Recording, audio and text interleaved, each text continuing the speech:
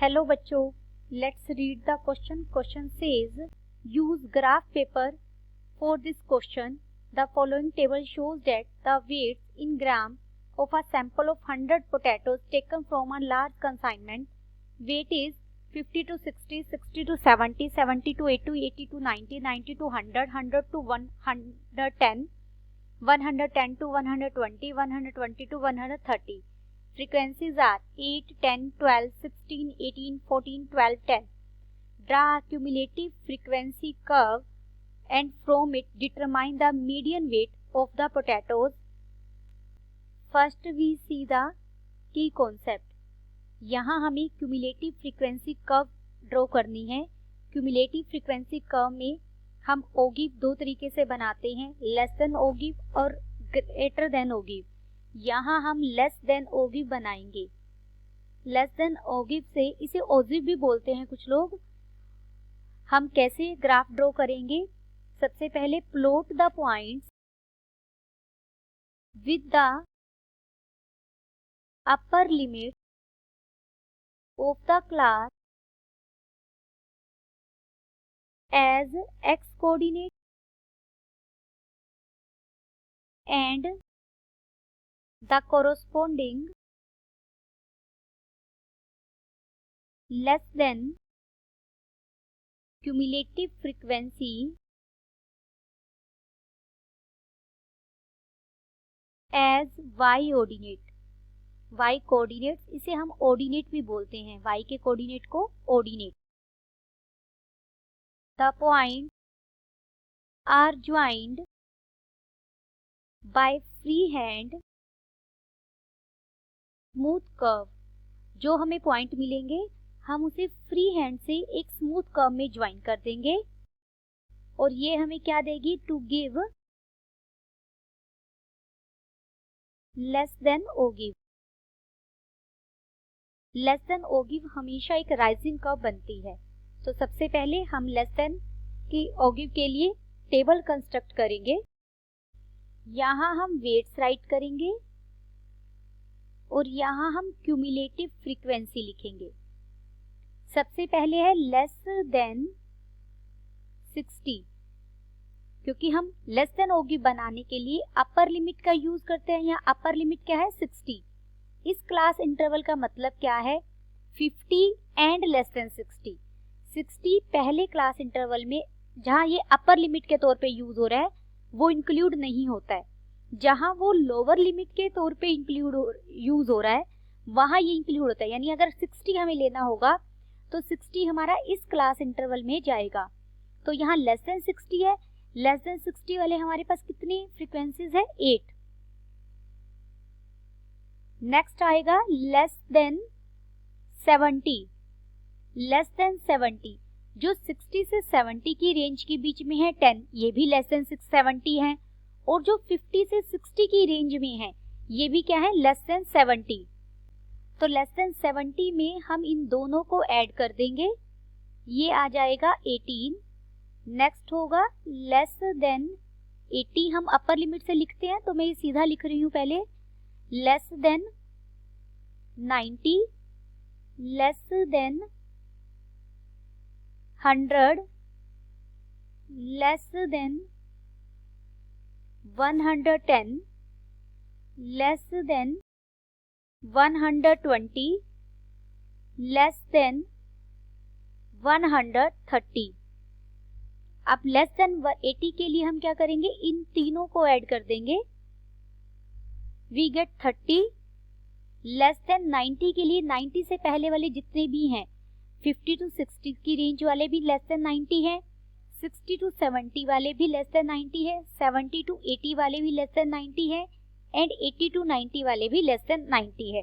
तो less than 90 में चारों ऐड हो जाएंगे तो हमें कितना मिल जाएगा? 46. ऐसे ही लेस देन 100 में ये भी इंक्लूड हो जाएगा इन सब के साथ, इसको भी ऐड कर देंगे तो हमें मिलेगा 64. लेस देन 110 हो जाएगा 70, लेस देन 120 हो जाएगा 90 एंड लेस देन 130 हो जाएगा 100.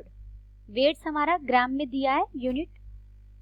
प्लॉट द पॉइंट्स में यहाँ राइट कर रही हूँ. प्लॉट द पॉइंट्स हम कौन से पॉइंट्स प्लॉट करेंगे? लेस देन 60,8 अपर लिमिट को as a X coordinate use करेंगे और क्यूमुलेटिव फ्रीक्वेंसी को एज अ वाई कोऑर्डिनेट।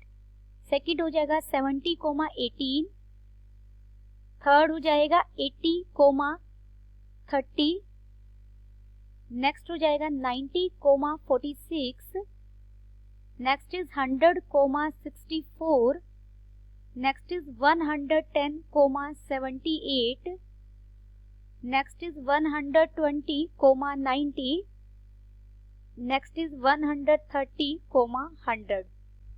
ये हमारी एक्स एक्सिस है,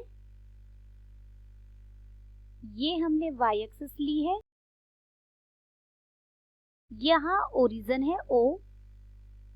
हम यहाँ एक्स एक्सिस पर वेट लेंगे, वेट हमारा ग्राम में है, और वाई एक्सिस पर, वाई एक्सिस का मैं यहाँ लिख रही हूँ, ये हम क्यूमुलेटिव फ्रीक्वेंसी लेंगे। यहाँ हम स्केल यूज कर रहे हैं,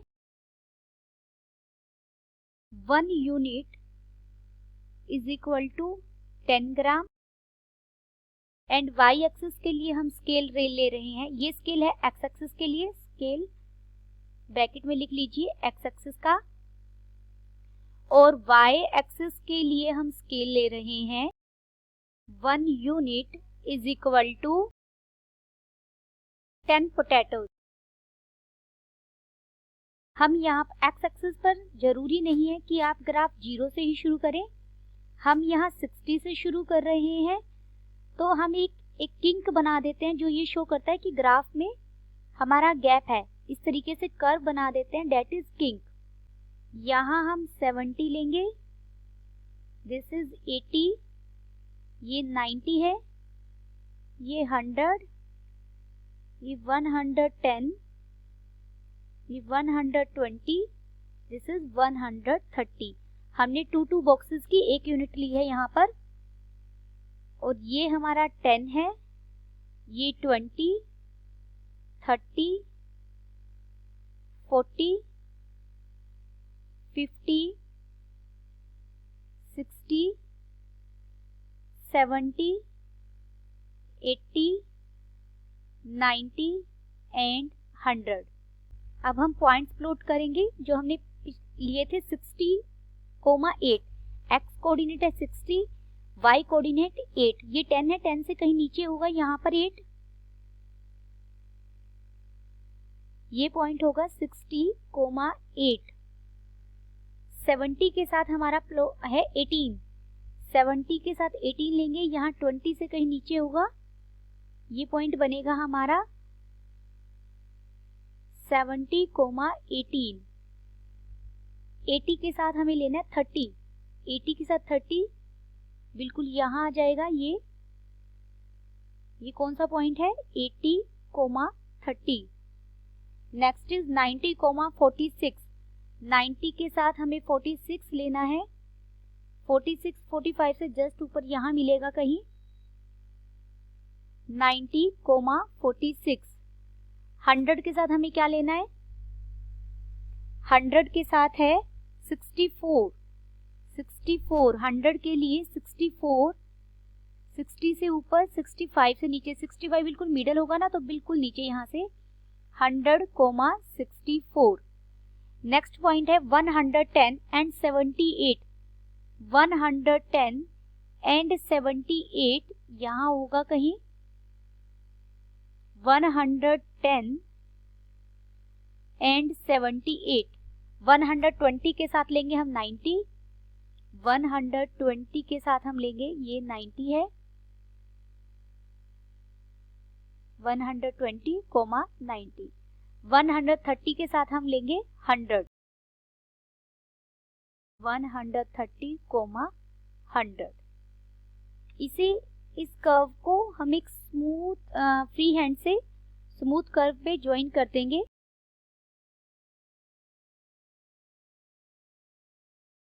ये इस तरीके से, ये हमारा लेस देन ओ गिव का ग्राफ बन गया है।